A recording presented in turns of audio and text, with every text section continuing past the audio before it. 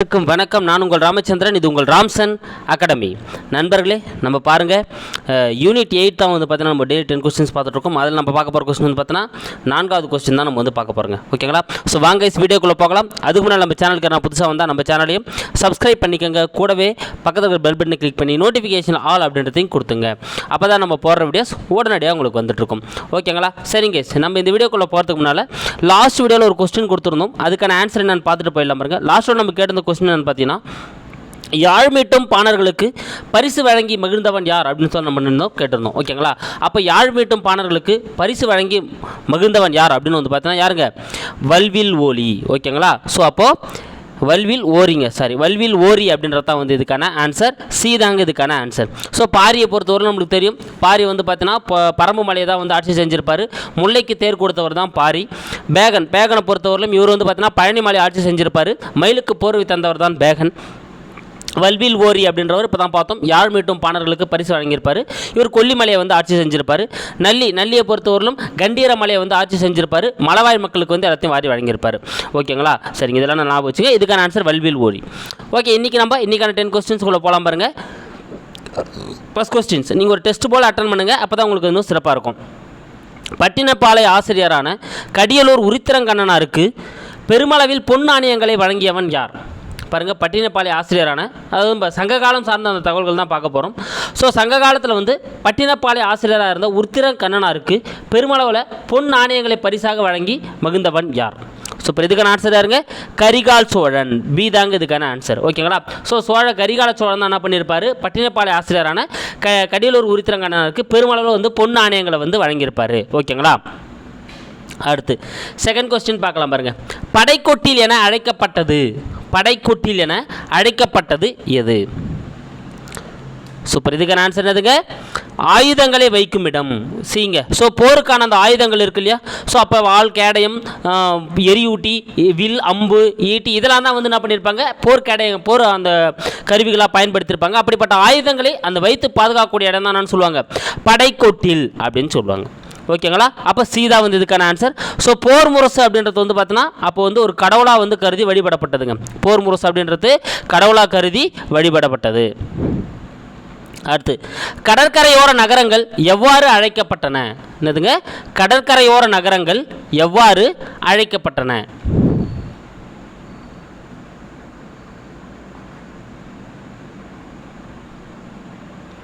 Super, கடற்கரையோர நகரங்கள் எப்படி அழைக்கப்பட்டதுங்க? பட்டினம். ஏதாங்க இதுக்கான சரியான ஆன்சர். கடற்கரையோர நகரங்கள் வந்து பார்த்தீங்கன்னா பட்டினம் அப்படின்னு சொல்லிட்டு தான் என்ன பண்ணப்பட்டதுங்க? அழைக்கப்பட்டதுங்க. ஓகேங்களா? அப்போ ஏதா வந்து இதுக்கான ஆன்சர். பாக்கம் அப்படின்னா என்னென்னு பார்த்தீங்கன்னா கடற்கரையில் இருக்கக்கூடிய சிறிய ஊர்கள். ஸோ கடற்கரையில் இருந்த சிறிய ஊர்கள் தான் எப்படி அழைக்கப்பட்டதுன்னா பாக்கம் அப்படின்னு அழைக்கப்பட்டது. கடற்கரையில் இருந்த இந்த மீனவ குடியிருப்புகள் இருக்கு இல்லையா, சின்ன சின்ன மீனவர்களோட அந்த குடியிருப்புகள், ஸோ அதுதான் குப்பம் அப்படின்னு சொல்லிட்டு என்ன பண்ணப்பட்டதுங்க? அழைக்கப்பட்டதுங்க. ஓகேங்களா? அப்போ கடற்கரையோர நகரங்கள் எப்படி அழைக்கப்பட்டதுன்னா பட்டினம் அப்படின்னு சொல்லிட்டு தான் என்ன பண்ணப்பட்டது? அழைக்கப்பட்டது. அடுத்து 4வது கொஸ்டின், சங்க காலத்தில் அரசர், அந்தனர், வணிகர், வேளாளர் என பிரிவுகள் இருந்ததாக கூறும் நூல் எது? ஸோ சங்க காலத்தில் இந்தமாரி 4 பிரிவுகள் இருந்ததுப்பா. அரசனர், அந்தனர், வணிகர், வேளாளர்னு என குறிப்பிட்டு சொல்லக்கூடிய அந்த நூல் எது? ஸோ இப்போ இதுக்கான ஆன்சர் எதுங்க?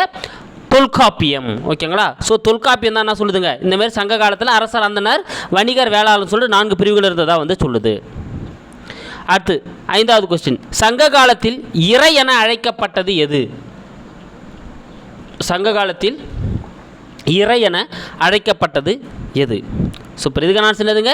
நிலவரி. சீதாங்க இதுக்கான ஆன்சர். ஸோ சங்க காலத்தை பொறுத்தவரையில் வந்து பார்த்தீங்கன்னா இப்போ அரசுக்கு பெரும் வருமானமாக இருந்தது எதுனா இந்த வரிகள் தான். அதுலேயும் முக்கியமாக இருந்தது நிலவரி. ஓகேங்களா? அந்த நிலவரி தான் எப்படி அழைக்கப்பட்டதான்? இறை அப்படின்னு சொல்லிட்டு என்ன பண்ணப்பட்டதுங்க? அழைக்கப்பட்டது. ஓகேங்களா? அடுத்து, புகார் துறைமுகத்தில் சுங்க அதிகாரிகள் நியமிக்கப்பட்டிருந்ததை கூறும் நூல் எது? ஸோ புகார் துறைமுகத்தில் சுங்க அதிகாரிகள் வந்து நியமிக்கப்பட்டிருந்தாங்க அப்படின்றதை அந்த சொல்லக்கூடிய அந்த நூல் எது?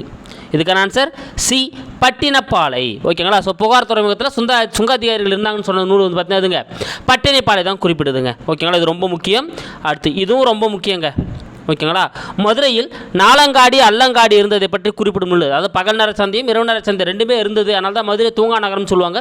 ஸோ மதுரையில் நாலங்காடி, அல்லங்காடி இருந்ததை பற்றி குறிப்பிடக்கூடிய அந்த நூல் எது?